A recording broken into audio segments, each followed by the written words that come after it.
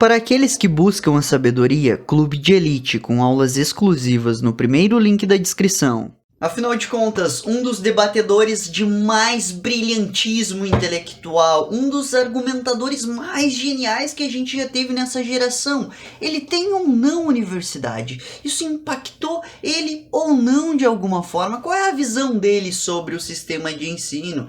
Sim, estou falando de mim mesmo em terceira pessoa. Eu me amo, eu me adoro e me acho incrível. E com certeza eu tenho alguns inimigos que me chamariam de um brilhante e formidável oponente. Muitas pessoas talvez não entrariam em um debate se o nome citado fosse Thiago Krasevski, porque sabem a velocidade de raciocínio, o tato argumentativo mesmo que eu desenvolvi ao longo de alguns anos de estudo.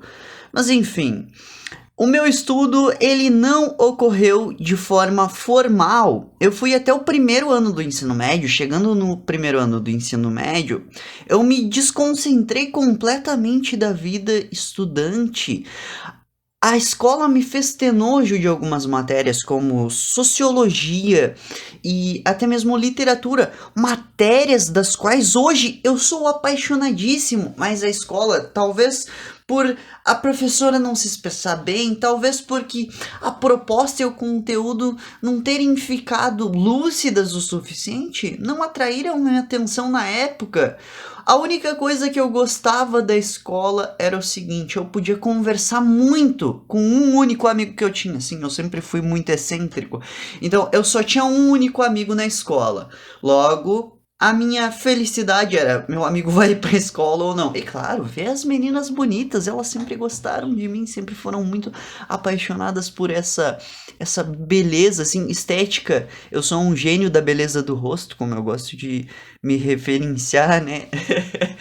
Enfim, a minha experiência na escola não foi das mais positivas. Quando eu cheguei no primeiro ano do ensino médio, eu rodei umas 2 ou 3 vezes. Eu queria trabalhar, eu queria fazer grana. Eu não sabia como fazer isso porque a escola não estava me ensinando. Eu já estava muito puto porque a escola não me ensinava a vender, não me ensinava a me comunicar, e eu via que as habilidades principais de um milionário seriam se comunicar bem, desenvolver produtos, saber expressar uma ideia com clareza. Tu já parou para ouvir milionários conversando? Eles falam pausadamente, eles têm linhas de raciocínio curtas, com uma conclusão muito rápida.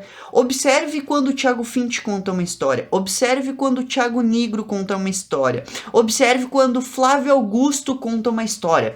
Esses caras moldam uma frase de uma maneira curta e já lançam a conclusão. Agora, observe como intelectuais desenvolvem seu raciocínio.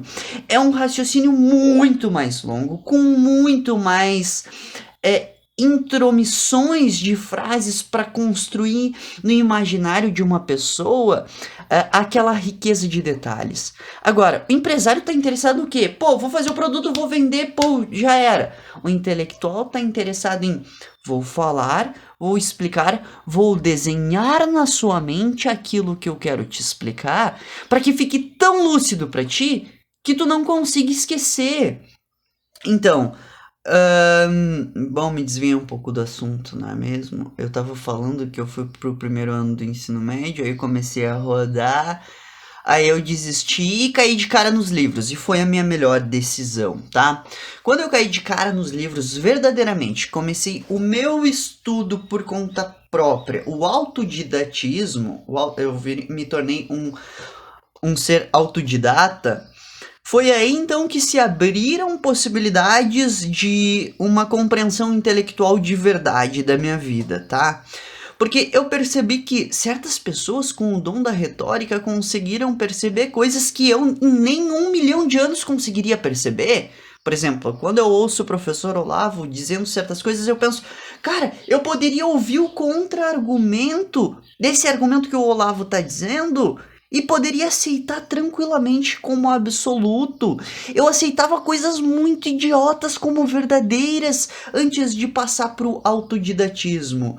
Porque quando alguém chegava e me dizia, não, a verdade é relativa, não, porque isso de religião é tudo mentiroso, eu aceitava tranquilamente. Eu não levava em conta outros aspectos da realidade, como, por exemplo, milagres que aconteceram e acontecem em toda a história da humanidade. Para ti ser ateu, tu tem que sustentar que todos os milagres foram por acaso. Agora, vamos um pouquinho mais profundamente nisso. Para que ser ateu, tu tem que sustentar que tuas orações não vão funcionar, etc. Mas é incrível como quando eu peço para Deus algo em oração, ele sempre me atende. E não só eu conheço muitas pessoas que quando pedem a Deus algo, aquela coisa vem para a vida delas de alguma forma, demorando mais ou menos tempo, requerendo mais ou menos sacrifícios. Mas uma coisa é certa, o universo ou Deus não nos desampara quando a gente pede ajuda para ele. Aí, para mim sustentar um ateísmo, eu teria que, por exemplo, ignorar esse fato da realidade. Não, minhas orações não funcionam, milagres nunca existiram, mesmo catalogados e existindo até hoje. Então, quando eu comecei a ler muitas perspectivas diferentes, muitos argumentos diferentes que não estavam presentes na escola formal, eu comecei a parar para racionalizar. Epa, peraí, a escola estava me direcionando a uma militância, a um raciocínio sem me dar outras perspectivas de volta. Então, a minha solução vai ser, eu vou ter que pegar os caras mais geniais de todas as épocas, quais eram seus argumentos, quais foram suas refutações, e eu mesmo vou ter que descobrir por conta própria o que está acontecendo na realidade. Por exemplo, não, porque se Deus existe, nenhum mal poderia acontecer. Se tem mal lá na África, logo crianças passando fome lá na África, logo Deus não existe. Peraí, meu amigo. O universo é finito, Deus é infinito. Como tu quer que Deus coloque toda a bondade infinita em uma coisa que é finito? A gente sabe que Deus ele é muito maior que qualquer concepção que a gente possa pensar. A gente sabe que a nossa percepção de bondade, a nossa percepção mesquinha de bondade, não é a percepção de bondade real. A bondade real, ela é infinita, transcendente. Nós não conseguimos concebê-la em palavras. Apenas Deus, o ser Deus, consegue conceber a verdade, a bondade infinita. A gente pode até conceber algum elemento, porque a gente sabe que a nossa mente, ela consegue transcender espaço e tempo. Por exemplo, eu estou aqui agora, mas eu posso pensar lá na Segunda Guerra Mundial, posso me ver de frente a frente com Stalin, com Hitler. Se eu tiver as imagens e as leituras corretas do que aconteceu, eu posso transcender o tempo atual e ir lá para o passado. Para o futuro a gente não pode ir, a gente pode fazer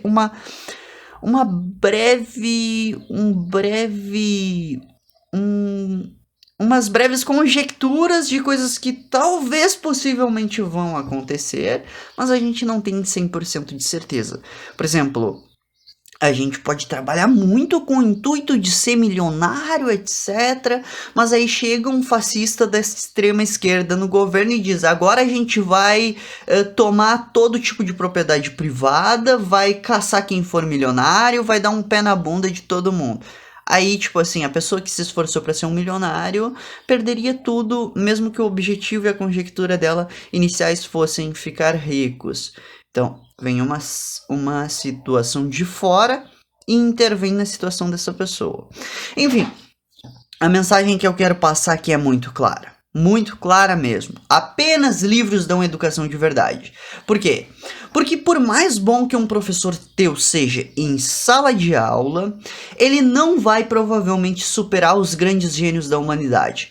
Platão, Aristóteles, Kant, Nietzsche, Schopenhauer, São Tomás de Aquino, Santo Agostinho, Jesus, Buda, Siddhartha Gautama, etc, etc, etc. Marco Aurélio, Por mais bom que um professor teu seja em sala de aula, ele não vai superar os grandes gênios da humanidade.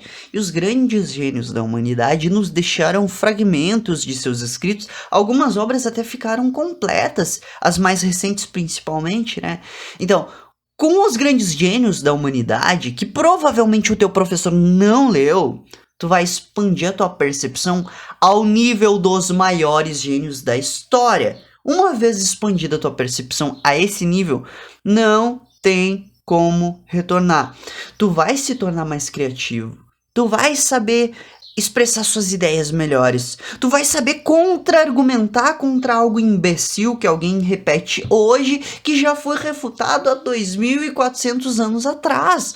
Então, a partir do momento que tu dialoga com as mentes mais geniais do mundo, é a partir daí que tu constrói a tua intelectualidade. E é a partir daí que vai vir o teu conhecimento verdadeiro, ok? Eu sempre gosto de ressaltar uma coisa. Quando eu estava lendo As Consolações da Filosofia, o livro escrito por Alain de Botton, tem um trecho que ele se refere a Michel de Montaigne, que foi o trecho que guiou a minha vida completamente, tá? É um trecho que diz o seguinte: os eruditos, eles devem se dedicar a escrever sobre o que os grandes gênios da humanidade perceberam e facilitar essa compreensão para os outros, ou até desenvolver uma própria visão mais idiosincrática da vida e expressar. Mas em síntese, o erudito, ele tem que escrever sobre os grandes sábios, tem que gastar tempo escrevendo sobre os grandes sábios. Então, essa visão de mundo, essa percepção do Michel de Montaigne me guiou todas as minhas ações. Eu decidi, eu sou o cara que quero escrever sobre os grandes gênios da humanidade. Talvez até eu tenha me enquadrado naquele conceito do Ortega y Gasset, que ele diz que o gênio é o cara que inventa a sua própria profissão. Eu inventei a minha própria profissão. Enfim, gostando desse vídeo, se inscreve no canal, deixa o teu like e fui!